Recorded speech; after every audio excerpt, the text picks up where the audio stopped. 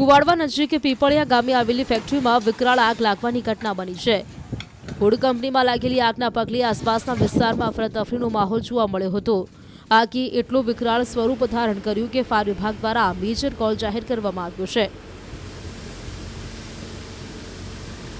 જો કે સદનસીબે આગની આ ઘટનામાં કોઈ જાનહાનિ થયાના અહેવાલ નથી। ફેક્ટરીમાં લાગેલા આગના હૃદયદ્રાવક દ્રશ્યો સામે આવ્યા, જેને જોતા જ આગ કેટલી વિકરાળ છે તેનો અંદાજો લગાવી શકાય છે।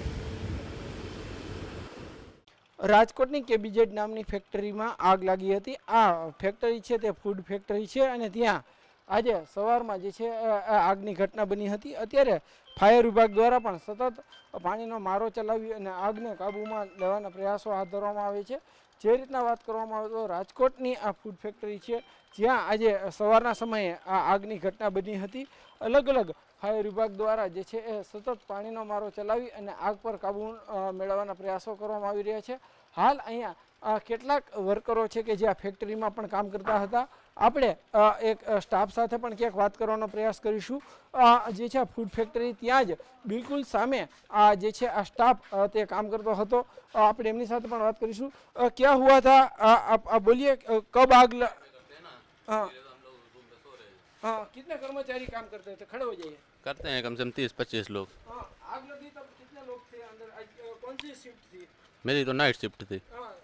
डे शिफ्ट में कौन था और क्या? डे शिफ्ट वाले इधर नहीं है, सब बाहर ही है। कितने कर्मचारी काम कर रहे हैं? कम से कम 20-25 लोग हैं सुबह में। हाँ। और वो ब्लास्ट का आवाज आया था, वो क्या आया था? हम लोग तो सो रहे थे, जब हम लोग को हल्ला हुआ तो हम लोग उठे तो देखा इधर धुआं ही धुआं था।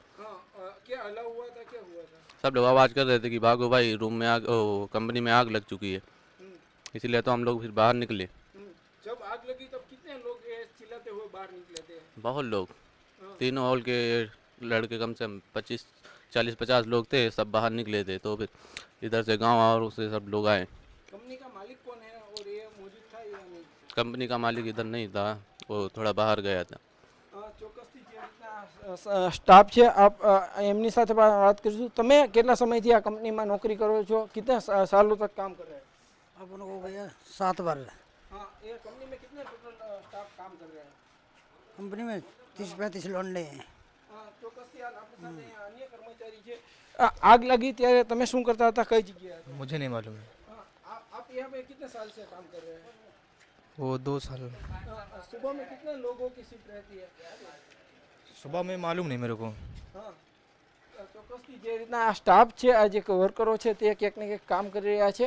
ખાસ કરીને આજે ફેક્ટરીની સામે જ તેમનો રહેણાંક પણ આવેલો છે અને આ ફેક્ટરીમાં તેઓ કામ કરી રહ્યા છે।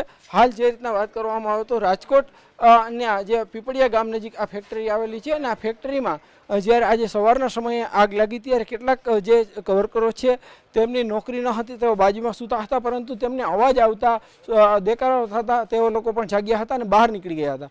તમે શું જોયું ત્યારે શું પરિસ્થિતિ હતી? સવારે 9 વાગે આગ લાગી, ધુવાળા નીકળતા હતા।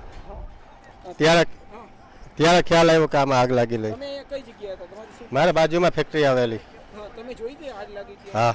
કેવો અફરાતફરી હતી, શું માહોલ હતો? હા, ઓઇલ તેલને લીધે સારું ફેક્ટરી ઉપાડી લીધેલી। હા, પણ તમે કઈ બચાવમાં મદદ કરી હોય એવું? મારી ફેક્ટરીથી પાણીને ત્યાં સપ્લાય કરાવી આપેલ।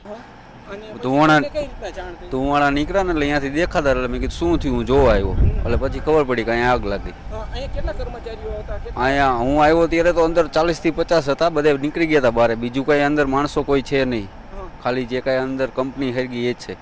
ખાસ કરીને તમે કઈ રીતના મદદ કરી હતી અહીંયા? માણસો કટાવવામાં ને આ તે માલ ને લેવડાવવામાં ને એવું બધું। તમે કેટલા કર્મચારીઓને અહીંથી બહાર કાઢવામાં? 10-20 જેવા હતા। આગ લાગવાનું કારણ હજી કાંઈ જાણવા મળેલું નથી।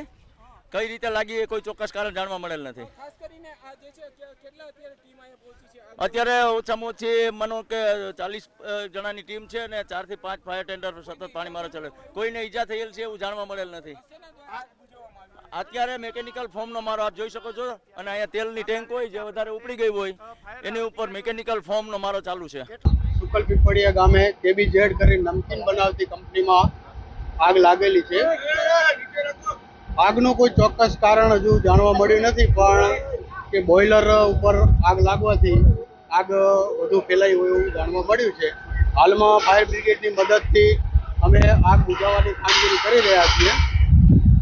ફાયર એનઓસી હતું કે નહીં, પ્રાથમિક તબક્કે શું જાણકારી મળી? ના, હજુ એની કોઈ અમે તપાસ કરી નથી. હાલમાં તો આપણે આગ કાબુ મેળવવામાં અમારી કામગીરી ચાલુ છે.